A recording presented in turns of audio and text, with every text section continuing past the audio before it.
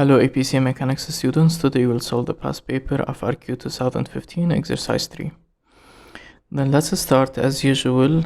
The figure is given above the exercise. A uniform thin rod of length L and mass capital M is allowed to pivot about its end as shown in the figure above. It is important to note out that the mass distribution is uniform and the pivot is given at this point, which is not located at the center of mass. In part A, they're telling us explicitly using integral calculus derive the rotational inertia for the rod around its end to show that it's given by ml squared divided by 3. Then we know that the formula for rotational inertia is given by I,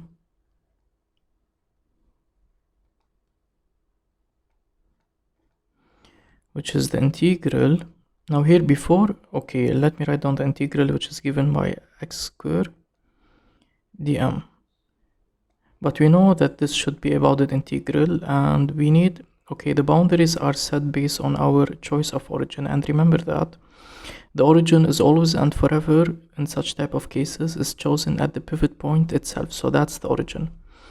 And if this is the origin, we're integrating along the variable which is the position. Then initially from the origin up to the right end, so covering all the rod, the starting point would be the origin and the final point would be the length L. So this is very important. So that would be 0 and that would be L.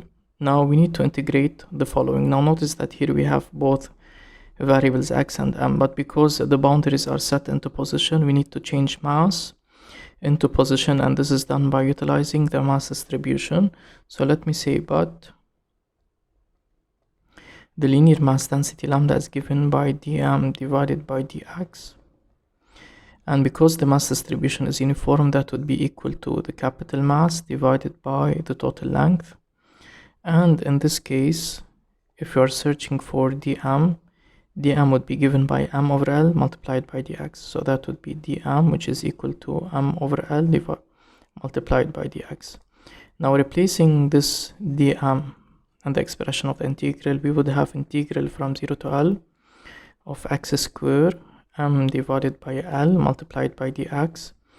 Now m over L is a constant, can be dragged outside the integral.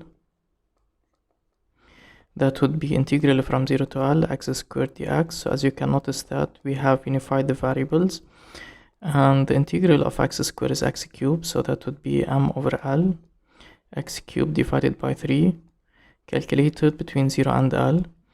So this expression here should be computed twice, once at capital L and once at 0. No need to compute at 0, so just for capital L, that would be m over L multiplied by L cubed divided by 3. So here we have 1 over 3. Now L cubed over L, that would be L squared, then ml squared. And indeed, as you can see,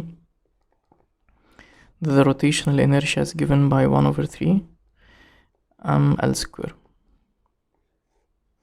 Now here is something important to point out, is that because the pivot is not given at the center of itself, one can think about applying the parallel axis theorem.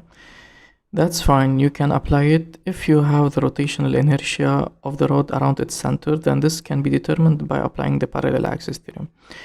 Also, another thing to point out, if your origin was chosen to be correctly at the pivot point and you're calculating by using this integral, no need to worry again about the parallel axis theorem, because by default, if our origin is chosen at the pivot point, then the expression of I would be taken into account that the pivot point is shifted from the center of mass.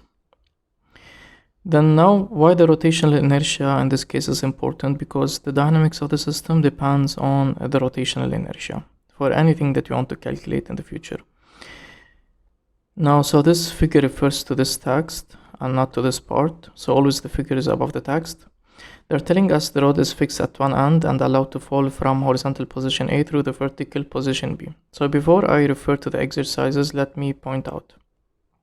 If we're asked to determine the acceleration, then the acceleration can be determined using Newton's second law for rotation. If we're asked to determine the speed, the linear speed or the angular speed at this vertical position, then we're gonna apply the conservation of energy, because we have discussed this throughout the course. Now in part D they're telling us derive an expression for the velocity of the free end of the rod at position B. Express your answer in terms of ml and physical constants as appropriate. So we're gonna use the conservation of energy. And here notice that they're asking us for the velocity. Which velocity, linear or angular, since they're specifying the velocity of the free end of the rod. So we need to determine the velocity of this point. Okay, so this is important.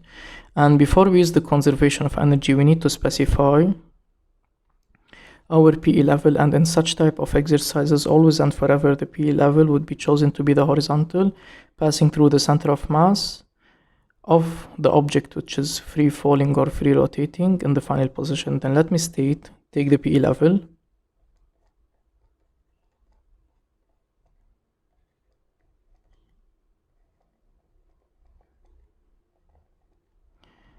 to be the horizontal,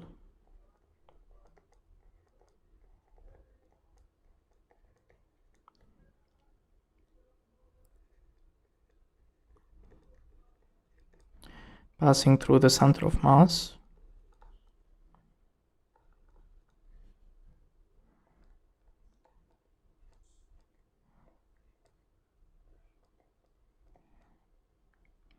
of the rod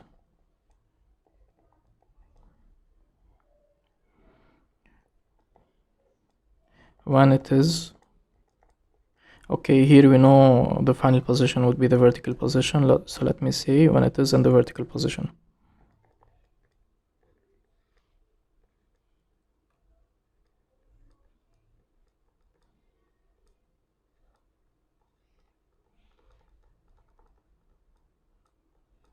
And now we're ready to apply the conservation of energy. And remember, whenever we're applying big laws, we need to specify the law that we're using. Apply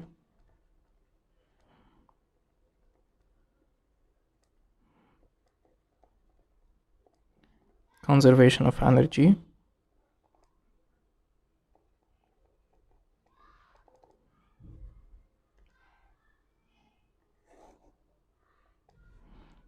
Then in this case, energy initial is equal to energy final.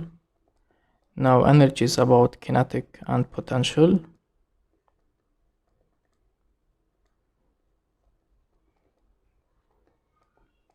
Now based on this choice, the final gravitational energy would be set to 0. And let's make sure that its initially is left to fall freely. The rod is fixed at one end and allowed to fall, so this statement is sufficient that there is no initial kinetic energy. Now the mass of the rod is given by capital M, then that would be mgh. Now h is a problem, we need to figure it out. This is always challenging, which is equal to half I would be the rotational inertia around the pivot, and that would be omega square. And remember that omega should be converted into the linear velocity because we're interested in determining the velocity of the free end of the rod. Now in order to determine h in this in such cases is always the distance from the pivot to the center. So here let me do the following. Now, so remember this is the initial gravitational potential energy, so h would be the distance from the initial position of the center of mass to the PE level we have chosen. The PE level we have chosen to be passing through the final position of the center of mass, and because this is of uniform mass distribution, then the center of mass will be located at the center. So the center initially was here. Now this is our PE level. If the length of the rod is capital L, then the height of the initial position of the center of mass to the PE level is given by basically L over 2. But remember, that's not always the case. You need to be very careful about this.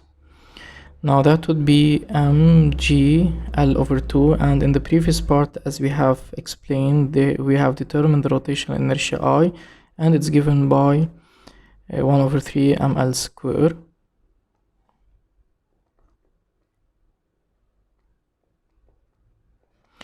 Now omega, because we're interested in the speed, omega would be given by v over r, but what does r represent? R would be the distance from the pivot to the point that we wish to determine its speed.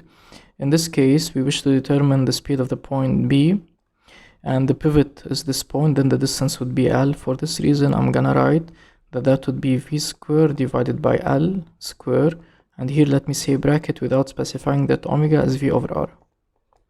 And now we can start applying the cancellation effect. This would cancel, this would cancel, and the half would cancel with the half. What do we expect from the expression of the speed or the expression of the omega here? Because we're talking about bodies that are left to fall freely under gravity, then the speed would be given by a coefficient multiplied by GL, and the angular speed would be a coefficient multiplied by G divided by L. Here, if we're talking about under the influence of gravity, this is the only unique way in order to construct linear speed or angular speed, and this would be a good check for our answer. So here, what do we have? We would have the G multiplied by L is given by 1 over 3 v square, which means that v square is given by 3gl, and indeed the speed of the point B in the vertical position would be given by that. Now let's continue. An experiment is designed to test the validity of the expression found in part B.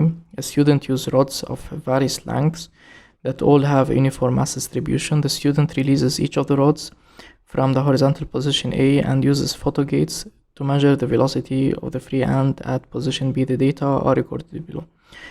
So we have a table that consists of two rows that are filled with the length and the velocity. So because the speed depends on L, so we expect that the speed should vary, and we have two rows that are empty that we might complete. Now in part C, they're telling us indicate below which quantities should be graphed to yield a straight line whose slope could be used to calculate a numerical value for the acceleration due to gravity. So let me write here, which is not part of the answer, that we have determined V is given by the square root 3g multiplied by L. And in order to determine the value of g in which the curve is a straight line, which means we need to linearize this equation. Here we have several ways to do it. One way to do it is to plot v as function of square root L, and that would be square root 3g multiplied by square root L. If we're plotting v as function of square root of L, so we would have a straight line and the slope would represent square root 3g. Another way to do it is via linearization. If we do v square, that would be 3g multiplied by L, and if we plot v square as function of L, the slope of the straight line would be 3g, and we can determine the value of g. So I will go with this choice. Then for this reason, on the vertical we should plot the velocity square, and on the horizontal we should plot L. Okay. Then let me state on the horizontal axis we would plot, let me erase this. On the horizontal axis we would plot the length L, and its unit is given by meters, and on the vertical axis I will plot the velocity squared,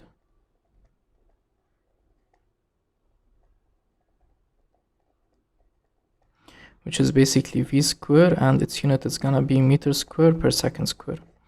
Use the remaining rows in the table above as needed to record any quantities that you indicated that are not given.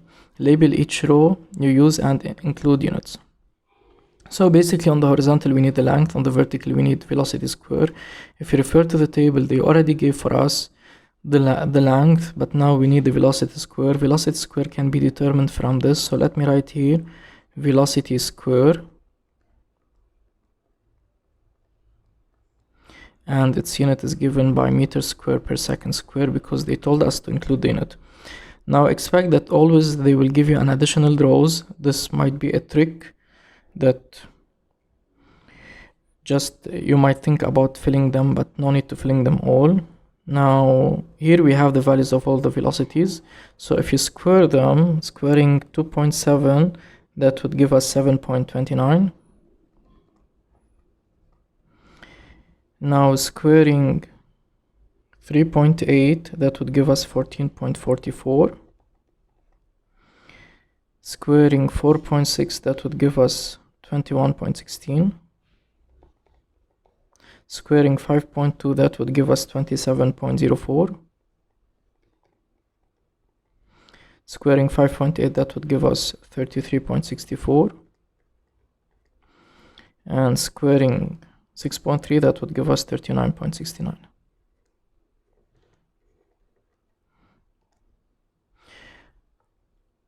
Now in part D, plot the straight line data points on the grid below, clearly scale and label all axes, including units as appropriate. Draw a straight line that best represents the data. So we have two things to do. We need several stuff to do actually. We need to label the axes. Then we agreed on the y-axis, on the vertical, we would have v square, which is basically meter square per second square, and on the horizontal we would have the length, which is basically meter. Now we always start from the origin, and if you refer to the origin, the table is divided by a step of 0.25. Then let me say, so this would be 0.25, 0.5, 0.75. Now that would be 1.00, 1.25, and the last point would be 1.50. And here let me note something. In this case the numbers were perfect. For this reason I went with this splitting 0.25, 0.50, 0.75, but this is not always the case, as we shall see from the velocity square. The velocity square, if you look at the numbers, the ranges almost starting from 5 or 7 up to 40. Then we need to choose a step of numbering such that it fits along the following. And if you try carefully, the only perfect splitting would be 10, 20, 30, and 40. And if you look at the spacing, each subgrid would be a step of 2, and each subgrid here would be, so if you're going from 0 to 25, and we have 1, 2, 3, 4, 5, so that would be 0.05.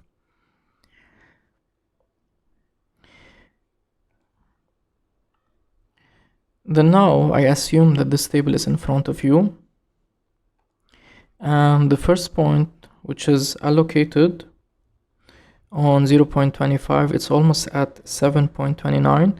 Then basically this is 6 and this is 8, so it would be somewhere here. So at 7.29 shifted more toward 8. So that's the first point.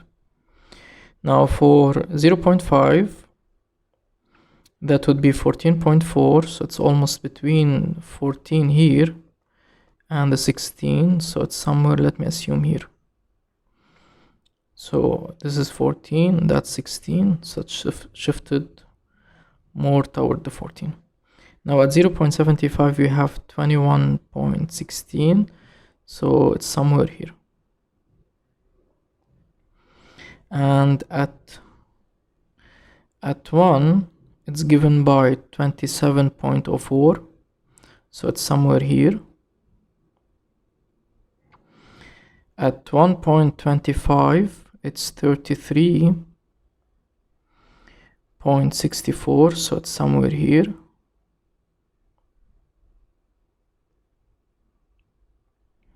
And finally at 1.5 it is at 39.69, which is somewhere here.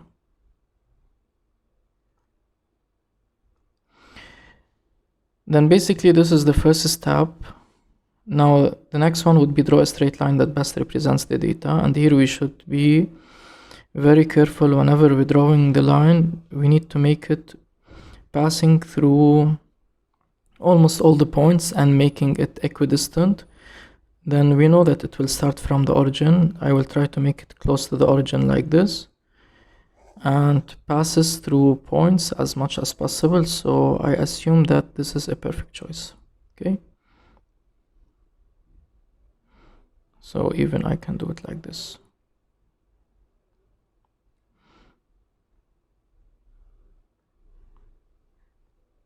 Okay, now using your straight line, idea 1, determine an experimental value for g. Then we know that first we need to calculate the slope of the best fit line. Then we need to choose points that belong on the best fit line that are not the points that we already plotted. So one, for example, might think that this point is perfect, or this point is perfect, as well as for this one, because we know the coordinates of this point, but that's wrong. We need to choose points that belong on the new best fit line that we didn't use. They haven't stated for us previously. So if you look carefully, you can choose any 2 points and try to make them separated as much as possible. Now my choice will go with this point here, and the coordinates of this point are given by what? Then let's do the count together. If this is 0.5 and each subgrid is a step of 0.05, then this is 0.55, 0.6, 0.65, then this would be 0.65 meters. And the y coordinate would be 18 meters square per second square. And another point would be perfect as well, which is this one, almost perfect. And the coordinates of this point would be 1.20 meters, and the y coordinate would be 32 meters square per second square. Now we're ready to find the slope. Then the slope in this case is given by 32 minus 18, and the unit is given by meters square per second square. Don't forget the unit. Now that would be 1.2 minus 0.65. Now a good trick, if you forgot the unit, just express the final answer and write it as SI. I will show you how. That would be meter. Plugging this fraction on the calculator, we would get 25.45. What about the unit? Now this would cancel with this, and the unit would be meter per second square. Now suppose you don't want to worry much about the unit, you can ignore this and ignore that, and for the final answer we just put SI. Now here why? Because we're determining the value of G, and we know that the value of G is given by meter per second square. But however, in some exercises we cannot determine easily the unit of the quantity that we wish to determine. So it's always good to make trace of the units. And now we know that the expression of V is given by the square root 3GL. Now let's do linearization. Then V square would be 3G multiplied by L. And in parallel, we know that the slope now is given by how much? 25.45 meter per second square, which means that 3G, which is basically the slope, then 3G is equal to 25.45. Then G is given by 25.45 divided by 3. Plugging this on the calculator, that would give us the value of the gravitational acceleration given by 8.48 meter per second square, then which is close enough to 9.81. But remember that there is an experimental error that we can take into account. So the value of G is given by 8.48 meter per second square, and an answer from student to student will be different, and this depends on how much accurate they have plotted their best fit line. Now finally, idea number 2, which is the last part of this exercise. They're telling us describe 2 ways in which the effects of a resistance could be reduced. There are several ways. I would only mention 2. So the first one would be do the experiment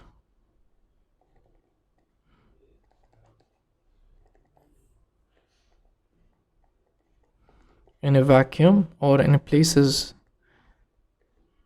in which we can reduce a resistance, and a vacuum is a part of space which is free of air. Now a second way is to use more massive rods.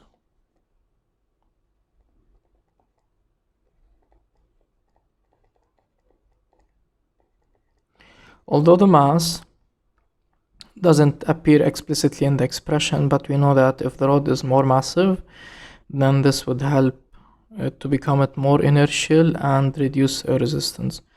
And that's it for me in this video, guys. See you soon in a new one.